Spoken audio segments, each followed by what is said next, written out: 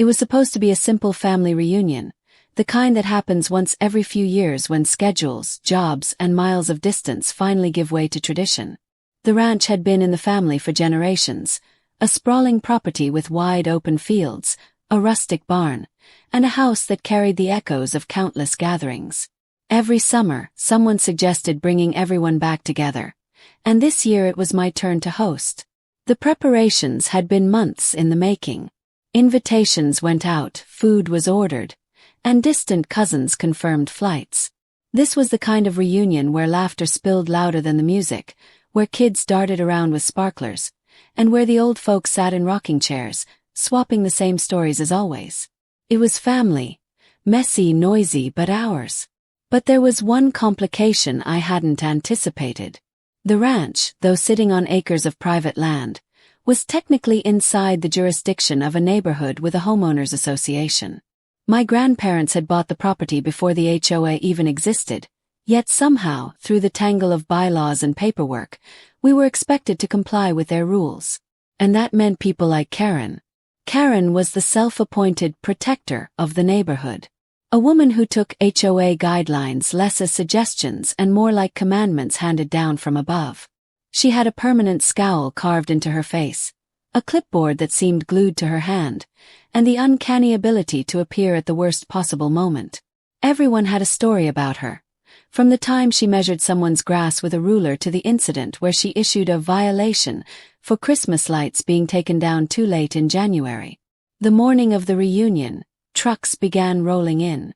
Family arrived with coolers, lawn chairs, and the kind of excitement that only comes when you haven't seen your relatives in years. The ranch lit up with life.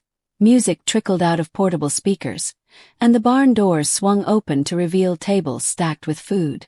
By mid-afternoon, the laughter was already echoing across the fields. Children ran barefoot through the grass, chasing bubbles. My cousins had started grilling near the barn. My uncles tuned guitars for later, when the sun would dip and the music would carry under the stars. And that's when Karen showed up. She drove her SUV right up the gravel driveway, slow and deliberate, as if each turn of the wheel was meant to remind us that we were being watched. She parked without asking, blocking in two of my cousins' cars, and stepped out with her clipboard already in hand. She didn't wave. She didn't smile. She just scanned the gathering like a hawk circling prey. Her eyes darted from the grills to the barn to the speakers, to the sheer number of people. And then, with that infamous air of authority, she marched forward. The tension was immediate. Conversations dropped in volume. A few family members exchanged knowing glances. Everyone in town had heard of Karen, and most had experienced her wrath. To her, a barking dog was a federal crime, and a lawn left untrimmed was grounds for exile. Seeing her here, at our family reunion, was like spotting a storm rolling in on a clear day. I tried to stay calm. This was my event. I wasn't about to let her ruin it. But before I could even greet her, she began scribbling furiously on her clipboard. It was as if she had been waiting for this moment, building a case in her head before even stepping out of her car. Karen finally looked up, and though I won't repeat the words she spat out, her message was clear. According to her, this gathering was in violation of HOA guidelines. Too many cars, too much noise, too many people. She acted as if our family reunion was some kind of illegal festival rather than a private get-together on property that had belonged to us for decades. But Karen didn't just stop at complaints. She threatened to escalate. She said she would be contacting the authorities. She didn't ask. She didn't negotiate. She simply announced it as if it were fact. I stood there trying to hold back my frustration. My family looked at me, waiting for my reaction. The kids had stopped playing, sensing the tension. Even the music had gone quiet. The reunion, the day I had worked so hard to put together, was being overshadowed by one woman's crusade for control. And then, just as suddenly as she arrived, Karen stormed back to her SUV.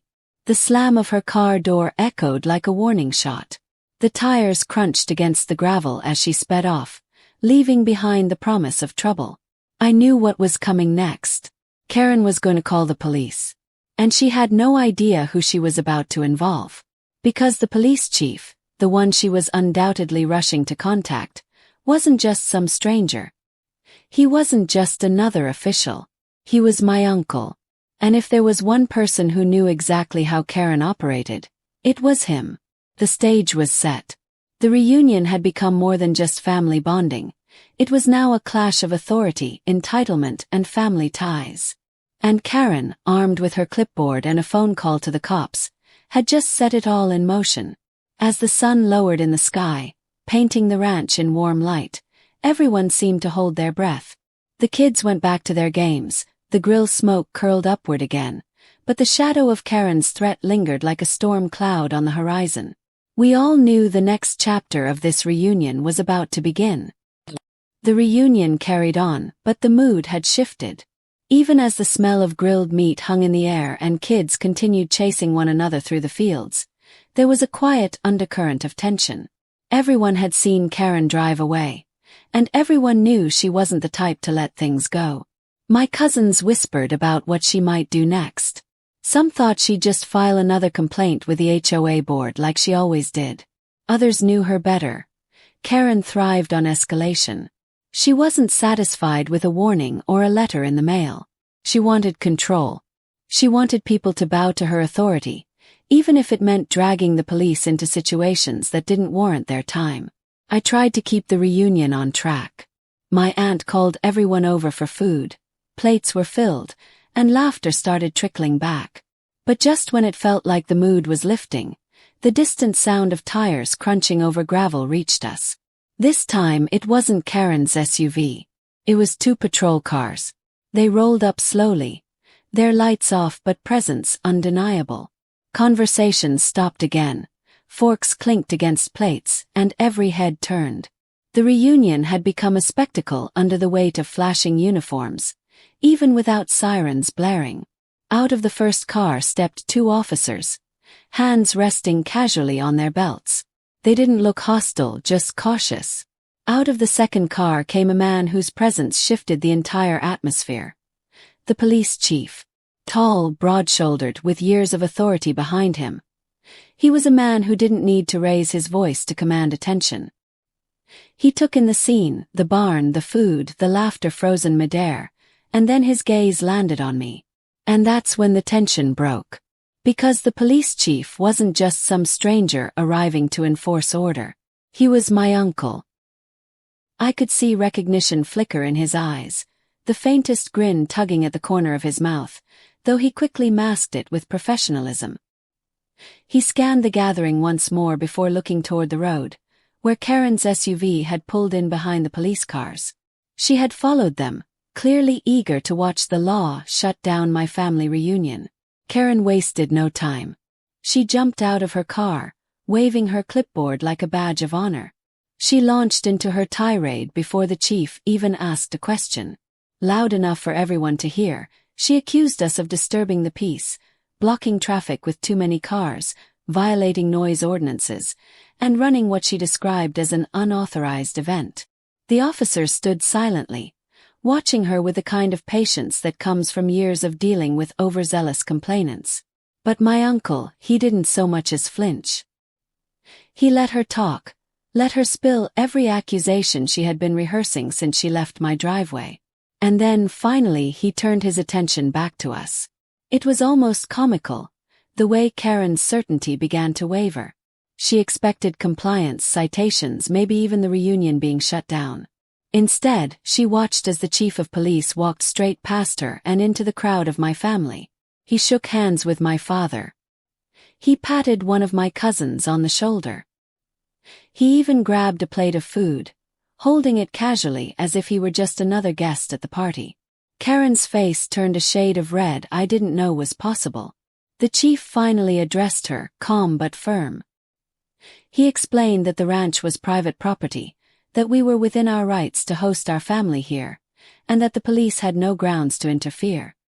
He pointed out that unless there was a legitimate safety concern, like violence, trespassing, or actual public disturbance, there was nothing illegal happening. But Karen wasn't satisfied. She doubled down, insisting that HOA rules were being broken, that too many vehicles were parked along the road, that our music was echoing into the neighborhood. She wanted anyone, to validate her authority. My uncle didn't budge. He told her plainly that HOA bylaws were not enforceable by law enforcement unless an actual crime was committed. The look on Karen's face was priceless, like her entire world of control had just been shattered in front of an audience. The officers standing nearby couldn't hide their smirks. My family, sensing the shift in power, started to relax. Laughter bubbled up again, quieter this time, but with the unmistakable sound of victory. Karen, however, wasn't about to back down gracefully. She muttered something about taking this to the board, scribbled angrily on her clipboard, and stormed back to her SUV. The slam of her car door echoed again, but this time, instead of fear, it drew a ripple of chuckles from my relatives. The patrol cars remained parked for a while longer, the officers chatting casually with a few of my uncles about fishing and local events. My uncle, the chief, stood tall in the center of it all, not as a lawman shutting down a party, but as family. Karen had wanted the cops to shut us down. Instead, the chief of police was eating ribs at our reunion. But the story wasn't finished. Because Karen wasn't the type to admit defeat after one failed attempt. She had embarrassed herself, yes, but humiliation often fuels people like her to escalate even further. And as the sun began to set and the reunion stretched into the night, I couldn't shake the feeling that Karen wasn't done with us yet. This wasn't over. Not by a long shot. Karen tried to ruin a family reunion with HOA rules, but the chief, my uncle, sided with us. Was that true justice or family favoritism? Did Karen get what she deserved, or should the law have treated us differently? What do you think? Was this real justice or bias?